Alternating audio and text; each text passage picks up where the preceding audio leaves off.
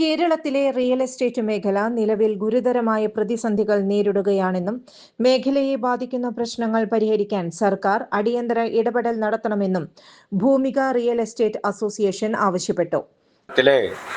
Real estate മേഖലയിലെ നിലവിലെ പ്രതിസന്ധികൾ പരിഹരിക്കുക. കഴിഞ്ഞ സംസ്ഥാന സർക്കാരിൻ്റെ ബഡ്ജറ്റിൽ റിയൽ എസ്റ്റേറ്റ് മേഖലയിലെ നിലവിലെ പ്രതിസന്ധികൾ പരിഹരിക്കുന്നതിനോ അതല്ലെങ്കിൽ ഈ മേഖല സംരക്ഷിക്കുന്നതോ ആയ യാതൊരു നടപടിക്രമവും സർക്കാരിൻ്റെ ഭാഗത്തുനിന്ന് കണ്ടില്ല.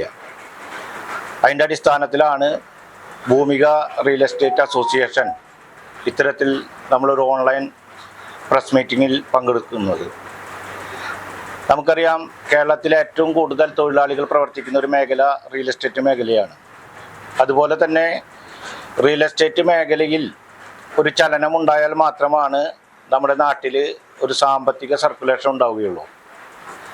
അതുപോലെ കേരളത്തിലെ ഗവൺമെൻറ്റിന് ഏറ്റവും കൂടുതൽ വരുമാനം ഉണ്ടാക്കുന്ന ഒരു മേഖലയും റിയൽ എസ്റ്റേറ്റ് മേഖലയാണ്. എന്നാൽ കഴിഞ്ഞ കുറച്ച് വർഷങ്ങളായി ഏകദേശം 2016 നോട്ട് നിരോധന കാലഘട്ടം മുതലേ തന്നെ ഈ മേഖല സ്തംഭനാവസ്ഥയിലാണ്. നോട്ട് നിരോധനം ഒരു ഘടകമാണെങ്കിലും അതിന് ശേഷം വന്നിട്ടുള്ള നിയമനിർമ്മാണങ്ങളാണ് ഈ മേഖല കൂടുതൽ കടുത്ത പ്രതിസന്ധിയിലേക്ക് തള്ളപ്പെട്ടത്. അതിന് പ്രധാന കാരണം അശാസ്ത്രീയമായ രീതിയിൽ നടപ്പിലാക്കിയ ഫെയർ വാല്യൂ, അതുപോലെ തന്നെ വീടുകളുടെ രജിസ്ട്രേഷൻ തുക വർദ്ധിപ്പിക്കൽ, അതുപോലെ തന്നെ മുദ്രവില വർദ്ധിപ്പിക്കൽ, ഇത്തരം നിയമനിർമ്മാണത്തിൽ വരുത്തിയ മാറ്റങ്ങൾ ഈ മേഖല കടുത്ത പ്രതിസന്ധിയിലേക്ക് തള്ളപ്പെട്ടു. സംസ്ഥാനത്ത് ഏറ്റവും കൂടുതൽ തൊഴിലാളികൾ പ്രവർത്തിക്കുന്നതും സർക്കാരിന് ഗണ്യമായ വരുമാനം ലഭിക്കുന്നതുമായ മേഖലയാണ് റിയൽ എസ്റ്റേറ്റ്. എന്നാൽ അശാസ്ത്രീയമായി നടപ്പിലാക്കിയ ഫെയർ വാല്യൂ നിർണയം മേഖലയെ പ്രതികൂലമായി ബാധിക്കുന്നതായി അസോസിയേഷൻ ചൂണ്ടിക്കാട്ടി. പഞ്ചായത്ത്, കോർപ്പറേഷൻ പ്രധാന റോഡുകളിലെ ഫെയർ വാല്യൂ തന്നെയാണ് ചില ഇട റോഡുകൾക്കും നിശ്ചയിച്ചിരിക്കുന്നതെന്നും കുറഞ്ഞ ചെലവിൽ നിർമ്മിക്കുന്ന വീടുകൾക്കും ആഡംബര വീടുകൾക്കുള്ള നിരക്കിൽ രജിസ്ട്രേഷൻ നടത്തേണ്ട സാഹചര്യമാണുള്ളതെന്നും ഭാരവാഹികൾ പറഞ്ഞു. ജപ്തി നടപടികളിൽപ്പെടുന്ന വീടുകളും സ്ഥലങ്ങളും കുറഞ്ഞ വിലയ്ക്ക് വിൽക്കാൻ ശ്രമിക്കുമ്പോൾ ഉയർന്ന ഫെയർ വാല്യൂ കാരണം രജിസ്ട്രേഷൻ ഫീസും മുദ്രപത്ര ചെലവും വർദ്ധിക്കുന്നതിനാൽ വിൽപ്പന പോലും തടസ്സപ്പെടുന്ന സാഹചര്യമാണുള്ളത്. അതിനാൽ പുതുക്കിയ ഫെയർ വാല്യൂവും അനുബന്ധ രജിസ്ട്രേഷൻ നിരക്കുകളും പുനഃപരിശോധിച്ച് ആവശ്യമായ ഭേദഗതികൾ സർക്കാർ നടപ്പിലാക്കണമെന്ന് അസോസിയേഷൻ ആവശ്യപ്പെട്ടു. കേരളത്തിലെ റിയൽ എസ്റ്റേറ്റ് മേഖലയിലെ തൊഴിലാളികൾക്ക് റിയൽ എസ്റ്റേറ്റ് റെഗുലേറ്ററി സംവിധാനത്തിലെ അംഗത്വ ഫീസ് കുറച്ചു നൽകി തൊഴിലാളികളെ സംരക്ഷിക്കുന്നതിനുള്ള നടപടികളും സ്വീകരിക്കണമെന്നും ആവശ്യപ്പെട്ടു.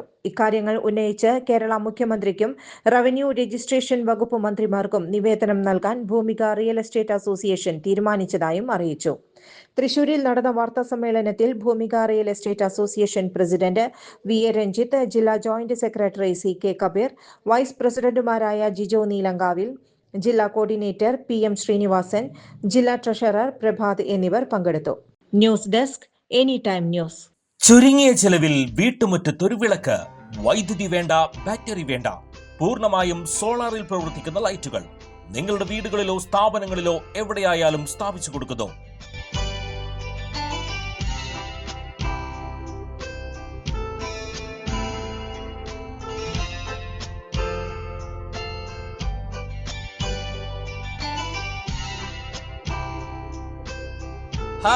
Solar lights. കൂടുതൽ വിവരങ്ങൾക്ക് വിളിക്കേണ്ട നമ്പർ 9447132148. കൂടുതൽ വാർത്തകൾക്ക് ഞങ്ങളുടെ ചാനൽ സബ്സ്ക്രൈബ് ചെയ്യുക. ഫേസ്ബുക്ക് ഫോളോ അപ്പ് ചെയ്യുക. വാർത്തകൾ വേഗത്തിലറിയാൻ എനി ടൈം ന്യൂസ്.